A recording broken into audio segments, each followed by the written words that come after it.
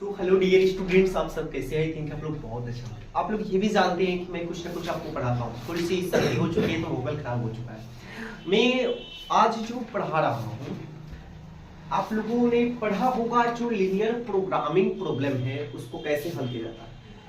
बहुत सारे टीचर ऐसे पढ़ाए होंगे डायरेक्ट क्वेश्चंस, बट मैं जितना हो सकूँ मैं कुछ तो जानता नहीं हूँ, बट जो भी जानता हूँ ना वो थोड़ा बहुत जानता हूँ।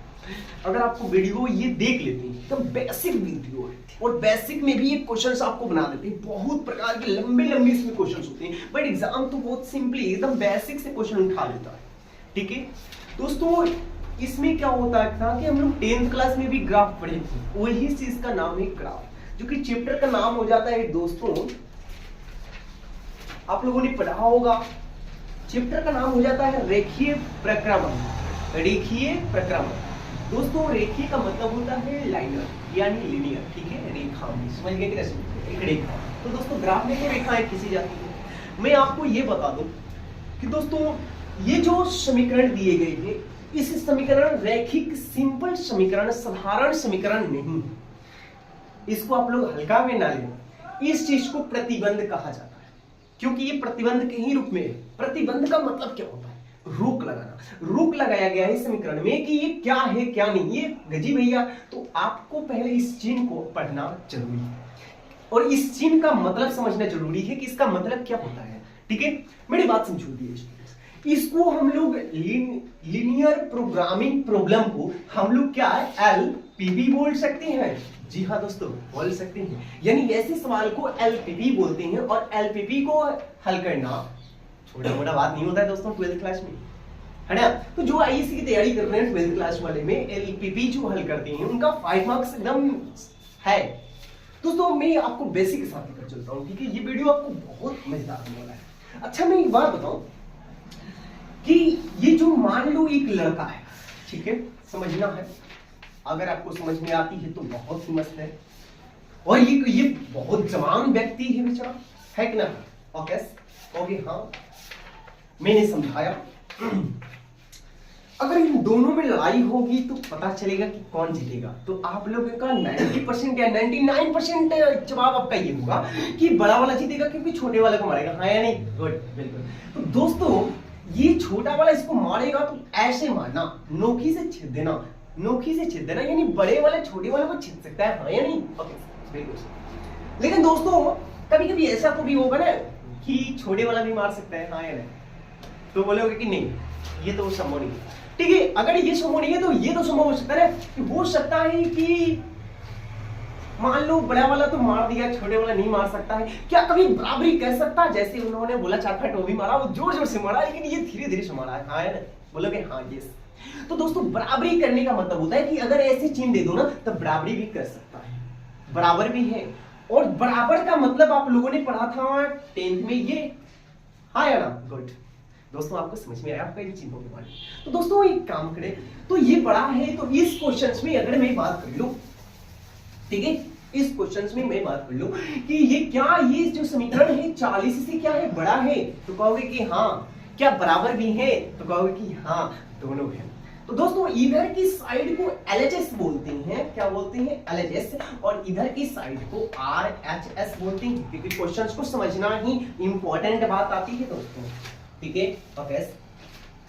तो इस फॉर्म को क्या करना है कि आपको दोस्तों बराबर यानी सरल समीकरण में व्यक्त कर लेना है। सरल समीकरण क्या होता है? तो सरल समीकरण वो होता है जो क्लास 10th में पढ़े थे, यानी बराबर वाले। दोस्तों इस क्वेश्चन को अगर मैं बराबर करने की बात करूं तो क्या तुम कह सकते हो यहां से मैं सॉल्यूशन कर रहा हूं, ठीक नहीं, यहां से सॉल्यूशन कर रहा हूं। समझिएगा दोस्तों, ये जो सॉल्यूशन का पार्ट है ना, आप यहां से देख सकते हैं। मैं मेरी जगह थोड़ी बोर्ड पर छोटी पड़ जाएगी, सो मैं कर रहा हूं ऐसे कर दे रहा हूं। ठीक है, मैं इधर से भी हल कर सकता हूं, समझ के समझ कर आप लोग देखिए। डियर स्टूडेंट्स, क्या आप इसको ऐसे कर सकते हैं कि 2x प्लस का 5y इज इक्वल टू 40? कहोगे हाँ, कहोगे हाँ, आपका जवाब होगा हाँ। ऐसा क्यों?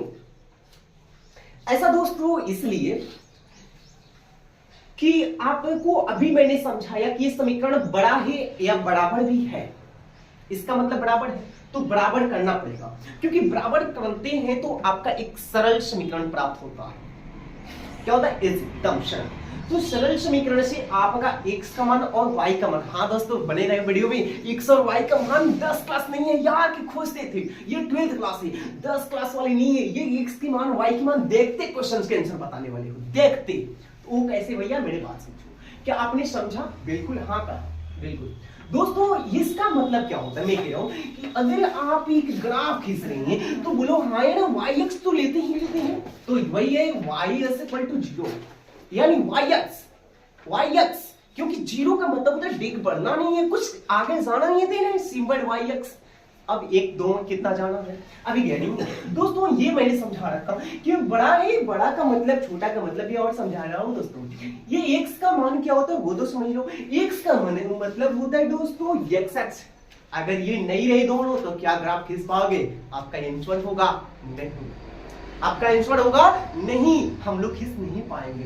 तो दोस्तों इसका मतलब ये दिया ही दिया रहेगा, आपके एग्जाम में दिया ही दिया रहेगा, इससे हमारा नहीं मेन प्रतिबंध समीकरण इक्वेशन यहां से मतलब है। हाँ मैं एक समझा रहा हूं, एक समीकरण को हो सकता है ना 2 भी समीकरण में देगा, हाँ है ना। दोस्तों ये तो समझिए, क्या आप जानते हैं कि इसको हम लोग एक्स अक्ष कहते हैं? हाँ दोस्तों इसको एक्स अक्ष कहते हैं, और इसको दोस्तों वाई अक्ष कहते हैं।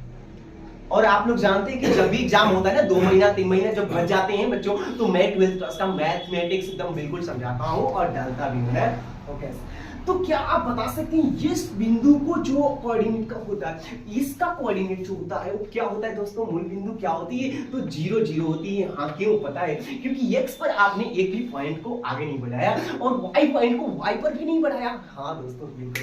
अगर मान लो इस इक्वेशन का एक समीकरण हो, क्या हो? समीकरण। दोस्तों मैंने बोला कि ये समीकरण हो सकता है कि यहाँ होगा, हाँ है ना, इसका तो एक रेखा आएगी। तो बात रही कि इसमें क्या होता है, इसमें एक सादे क्षेत्रफल निकाली जाती है। 12th क्लास में क्या निकाला जाता है? साध्य क्षेत्रफल निकाली जाती है। और साध्य क्षेत्रफल जो होती है 2 प्रकार की होती है दोस्तों। वो क्या होता है? एक कम क्षेत्रफल और एक ज्यादा, मिनिमम एंड मैक्सिमम। इसी में अधिकतम और न्यूनतम होता है। ज्यादा कहाँ होंगे, कम कहाँ होंगे, बट उनसे पहले से थोड़ा सा ये समझ ले, साध्य क्षेत्रफल तो निकाला ही निकाला जाएगा। और साध्य क्षेत्रफल साध्य क्षेत्रफल दोस्तों उस क्षेत्रफल को कहते हैं जिस क्षेत्रफल जो भी तुम्हारा एरिया हुआ ना ओरिजिनल में, जो भी प्रतिबंध दिए गए प्रतिबंध से जो भी तुम्हारा क्षेत्रफल आएगा ना उसको रंगना, छायांकित करना आपका साध्य क्षेत्रफल कहलाता है। बोले समझ में आया? हाँ। अब हमारी बात समझिए, इसको हल कैसे करेंगे दोस्तों? बड़ा का मान, हाँ इसका मान लो मैंने एक रेखा खींचा, रेखा तो आएगा, हाँ 2 बिंदु आएंगे तो रेखा खींचोगे 10 क्लास में बिल्कुल कहोगे हाँ दोस्तों ठीक है। तो इसका मतलब क्या होगा? इस प्रतिबंध को देखो, अगर मान लो यहां से हमको यहां से क्षेत्रफल ऐसे भी आ सकते हैं, इसको डॉट डॉट से मिला लो, समझना। इधर के भी क्षेत्रफल हो सकते हैं, इधर के भी क्षेत्रफल सब हो सकते हैं, हाँ या ना। तो मैं कौन सी क्षेत्रफल लूं? आइए दोस्तों, क्या आप जानते हैं मूल बिंदु 0 0 होता है, x की भी मान 0 और y की भी मान 0, बिल्कुल। तो इस समीकरण को ले लो, x की भी मान 0 और y की भी मान 0, x बराबर भी 0 और y बराबर भी 0, मूल बिंदु रख दो तो पता चलेगा क्या, ध्यान देना दोस्तों। ये पता चला कि अगर 2 में हम 0 रखें प्लस का 5 में अगर हम 0 रखें तो बराबर कितनी आ गई? 40। तो 0 0 0 प्लस 0 0 0 और इस इक्वल टू कितना हुआ? 40। इक्वेशन मिला लेना, ये इधर 0 हुआ और ये बड़ा और बराबर कह रहा था इसको दोस्तों 40 का। क्या 0 कभी 40 के बराबर होगा? आपका कंसेप्ट हुआ, कहोगे नहीं। क्या 0 40 से बड़ा होगा? कहोगे नहीं। तो नहीं क्यों कहे? नहीं क्यों कहे? हाँ कहना था, नहीं क्यों कहे? और नहीं का मतलब बड़ा छोटा, ये बार बार बड़ा छोटा आ रहा है ना, इसका मतलब क्या होता है मेरे पास दोस्तों? कभी भी बड़ा का मतलब क्या होता है वो समझो। अगर ये रेखा है तो रेखा की ऐसी रेखाएं खींच रही ना, तो इधर समझ लेना, इसकी मैं पीठ पर लिखता हूं, पीठ पर, इधर को कहते हैं LHS और इस साइड को कहते हैं RHS। बोलो समझ में आया का? हाँ। तो बड़ा का मतलब होता है दोस्तों RHS, इस साइड रेखा के इस साइड ऐसे तीर देना आप लोग। बोलो समझ में आया क्या? हाँ आया, हाँ आया, बिल्कुल आया। बड़ा का मतलब ये हुआ, और छोटे का मतलब दोस्तों अंदर की ओर, अंदर की ओर, अंदर की ओर, हाँ या ना? आगे समझते जाना। तो दोस्तों इस समीकरण में आपको क्या मिला, बाहर की ओर मिला या छोटा अंदर की ओर मिला। तो कहोगे दोस्तों कि ये जो मान था ना हमारा, ये जो मूल बिंदु 0 और 0 था ना दोस्तों, ये 40 से क्या मिल रहा है, बड़ा मिल रहा है। ये साइन जो है ना बड़ा बता रहा है, क्या बता रहा है, बड़ा। तो दोस्तों क्या अगर ये मतलब वास्तव में 0 कुछ होता नहीं है, लेकिन अगर ये मान वास्तव में 0 से आगे की ओर बढ़ता है, 0 से ज्यादा ला रहा है, साइन बता रहा है, इसका मतलब है कि रेखा के आप बाहर ही जाना है। हाँ है ना, कुछ समझ में आया। बड़ा रहेगा तो राइट हैंड साइड, और दोस्तों छोटा आएगा अगर मान लो यही चिन्ह ऐसे रहता, समझ लेना, अगर ये छोटा चिन्ह ऐसे रहता तो फिर क्या करते, तो फिर चिन्ह को बदलना पड़ता, फिर चिन्ह को बदलना पड़ता, किधर, इधर इधर इधर इधर इधर, आया ना। अब बात करें एक्स अक्ष और वाई अक्ष। दोस्तों एक्स अक्ष पर भी देख रहे हैं बड़ा, तो एक्स अक्ष पर का मतलब ये एक्स अक्ष है ना, तो इसको ऐसे करना, इधर को लेफ्ट हैंड साइड, इधर को राइट हैंड साइड, लेकिन इससे बड़ा है तो राइट हैंड साइड क्यों जाएगा, ऊपर की ओर, ऊपर की ओर, ऊपर की, आया ना। अगर वाई अक्ष की मैं बात कर लूं तो वाई अक्ष पर भी बड़ा का साइन, तो बड़ा का मतलब क्या, left hand side, right hand side, तो राइट हैंड साइड हो गए, यानी ऐसे ऐसे ऐसे ऐसे ऐसे। आप बताइए क्षेत्र कौन सा आपका, आपका क्षेत्र दोस्तों ये हुआ, हाँ इसको रंग देना है, क्या करना है, रंग देना है। ये प्रकार की ग्राफी आपको समझाना था, बोले समझ में आया, रंगना, हाँ गुड। आगे बढ़ जाते हैं, ध्यान देना हल कैसे किया जाएगा। ये तो बड़ा छोटा का मतलब समझे, किस ओर हम लोग रंगेंगे, हाँ यानी किस ओर हम लोग रंगेंगे।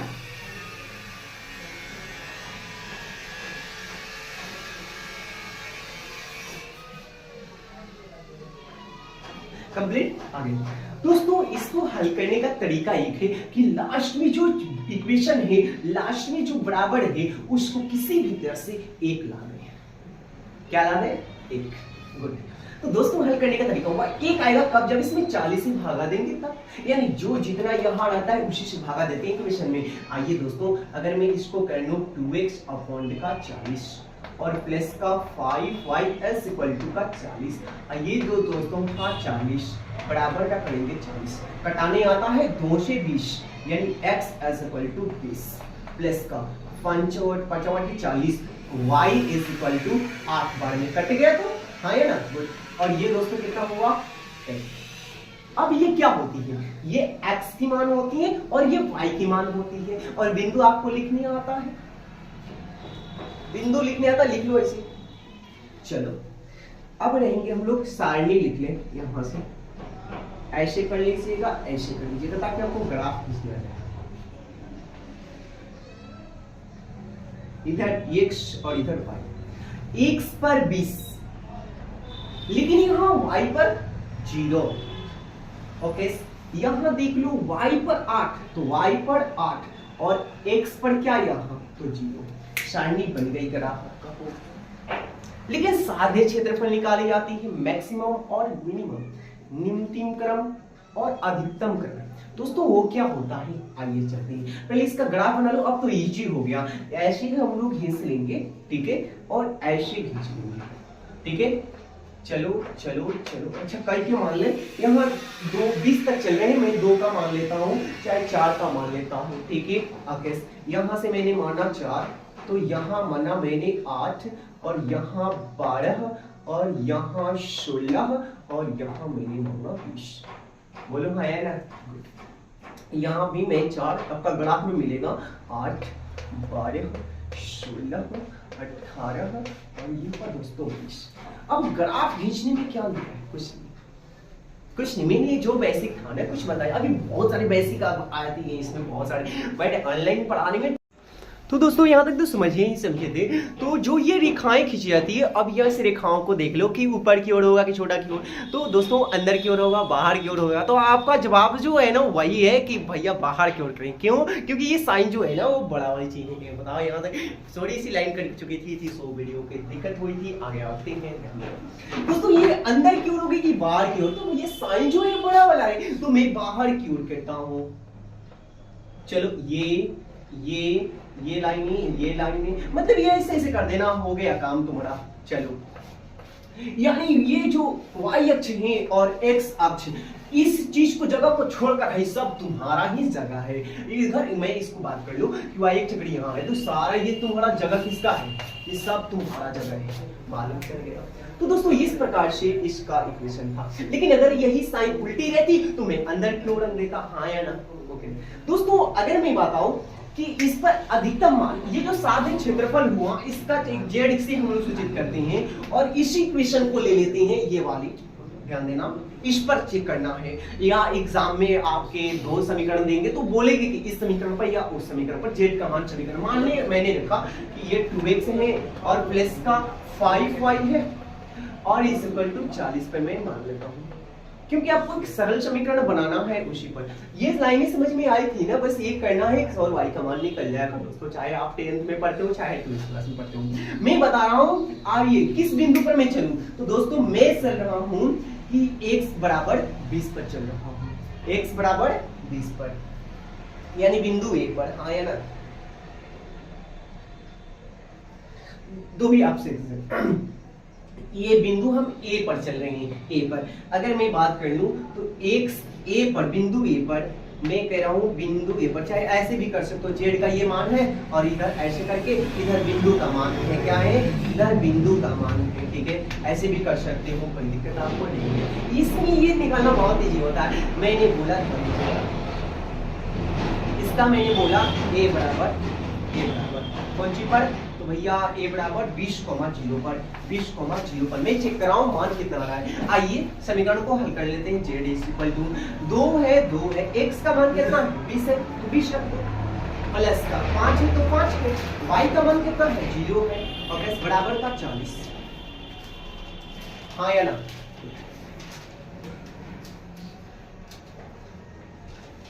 कहाँ 40 क्यों लिख दिया भाई, हाँ यहाँ देखना, ये मान मत लेना, बस इतना होगा, ठीक है, ये नहीं होगा, बस इतना होगा, ठीक है, और दिया रहेगा समीकरण, मैं अपने से दे रहा हूँ ना। सो तो इस पर आपको चेक करना है। आइए इधर को चेक कर लेना, दूसरी समीकरण है नहीं, दूसरी समीकरण मैं लेकर आऊंगा तो बस आपकी बात, क्योंकि ये छोटी सी वीडियो थी, पहली वीडियो थी, तो बस मुझे सिखाना था कि ये लाइनें ऊपर जाएगी कि नीचे जाएगी, कहाँ जाएगी, कैसे जाएगी, ठीक है। और ये भी लाइन, हाँ और दूसरी बात है कि इसके से ऊपर, और ये कह रहे हैं कि x से ऊपर y के ऊपर, तो भैया अब इससे ऊपर ही आपको देखना था, इधर भी तो x की मान है और इधर भी तो y की मान है, ये सब नहीं होगा यार, अब ये y और x ये नहीं होगा वैल्यू, इधर ही होगा, ये सब ये सब ये सब, समझ गए ना, ये सब ये सब ये सब।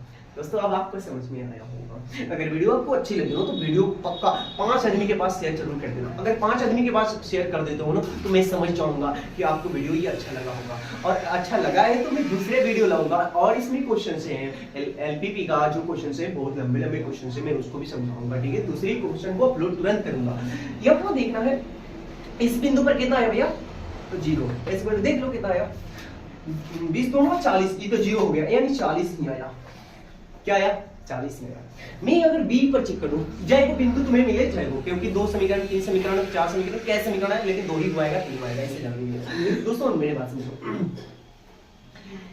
बिंदु बी पर चलूं, 0 और 8 आया था, बिंदु बी पर 0,8 आया था, तो z बराबर क्या होगा, तो 2 गुना, इस पर मैं चल रहा हूं, 2 गुना x की मान 0 भर दो, प्लस 5 गुना y की मान कितना भैया 8, तो 8 होगा, ऐसे करके इस पर। तो दोस्तों ये 0 का 0 और 8 पर 40, अच्छा दोनों 40 में आ रही है, ऐसी इक्वेशन थी, दोनों 40, यानी इसमें ना अधिकतम की मान है और ना ही न्यूनतम की मान है। और जानते हो ऐसा क्यों दोस्तों, क्योंकि मैंने एक ही समीकरण लिया था और 2 समीकरण लूंगा तो पता चलेगा ना पीछा पीछे, इसमें क्या कहाँ x और कहाँ y, ऐसे तो है नहीं ना, सो इसलिए तो मैं कह सकता हूँ कि किस पर, तो लिख देना अतः बिंदु, उसमें तो एक ही बिंदु आएगा कि इस पर अधिकतम मानूंगा, लेकिन मैं बोल रहा हूँ अतः बिंदु a तथा B पर अधिकतम मान, अधिकतम पूछेगा तो अधिकतम, न्यूनतम पूछेगा तो न्यूनतम, ये ध्यान देना है, मैक्सिमम मिनिमम होगा, ठीक है, अधिकतम तो अधिकतम, न्यूनतम तो न्यूनतम। अगर मैं नहीं कुछ करे तो मैं दोनों बता रहा हूँ, अधिकतम बिंदु या न्यूनतम बिंदु क्या है, दोनों सेम ही है, तो अधिकतम जो, अतः बिंदु A और B पर अधिकतम मान क्या होगा, A और B पर अधिकतम मान जो है वो 40 है, काम खत्म। कंप्लीट। यहाँ मान ए और बी पर हुआ, ये उसमें आएगा ए बी पर है, कि सी पर है, तो डी पर, तो बिंदु इस पर, ठीक ना। ओके, आपको वीडियो अच्छा लगा होगा तो शेयर जरूर कर दीजिएगा, और मैं दूसरी समीकरण को लेकर के आऊँ। Thank you very much.